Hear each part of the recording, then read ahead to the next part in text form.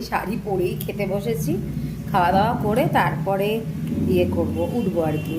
তো আজকে কি ব্রেকফাস্ট আছে দেখতে তো পাচ্ছই, লুচি নিয়েছি, তোমাদের দাদা খাচ্ছে কচুরি, কচুরি না কি খাচ্ছ, রাধা বল্লভী, সেই ওই বিউলির ডালের পুর বানিয়ে তোমাদের সাথে একদিন রেসিপিটা শেয়ার করব। তো ওইটা খাচ্ছে ও, কিন্তু আমি খাচ্ছি লুচি আর ছোলার ডাল।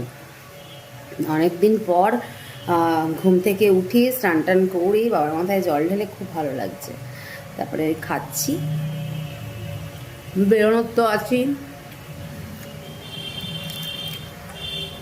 আমি সকালবেলা লুচি কচুরি এগুলো খুব একটা পছন্দ করি না,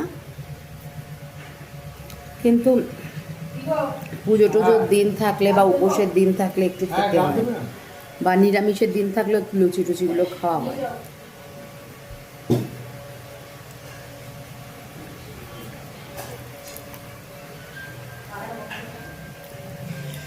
কেমন হয়েছে তোমার রাধা বল্লভী পুরটা? ঠিক আছে, তোমার দাদা নিজেই বানিয়েছে, শুধু আমি একটুখানি, মানে এটা গতকাল রাতে বানানো হয়েছিল পুরটা, ওই মানে পেস্ট করে দেওয়া এইগুলো আমি একটু করে দিয়েছিলাম, বাকিটা ও পুরো মানে ছোলার ডালটা হলে ছোলার ডালের সিদ্ধটা আমি করে দিয়েছি, এইগুলো টুকটাক করে আমি করে দিয়েছিলাম, বাকি ও নিজেই বলেছিল আমি রান্না করব।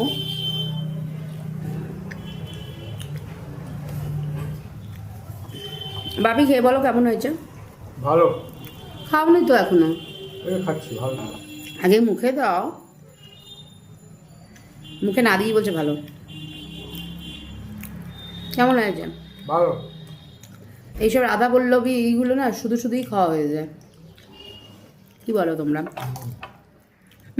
আমি তো এরকম লুচি শুধু শুধু খেয়ে নিই, খুব ভালো লাগে।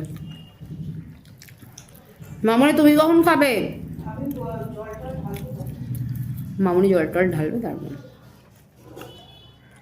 চলো খেয়ে নিই, আজ তো নিত্যদিনের মতন টাইমে বেরোতে হবে, কোনো উপায় নেই। আজকে কিন্তু কোথাও ছুটি ফুটি দেয়নি, তোমাদের দাদারও ছুটি নেই, কোনো সরকারি ছুটি দেয়নি। গত বছর কি দিয়েছিল সরকারি ছুটি? শিবরাত্রিতে কিন্তু দিয়েছিল তোমাদের দাদা বলছে,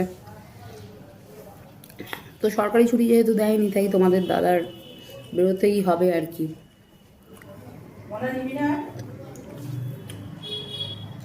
আর একটা নিতে পারি?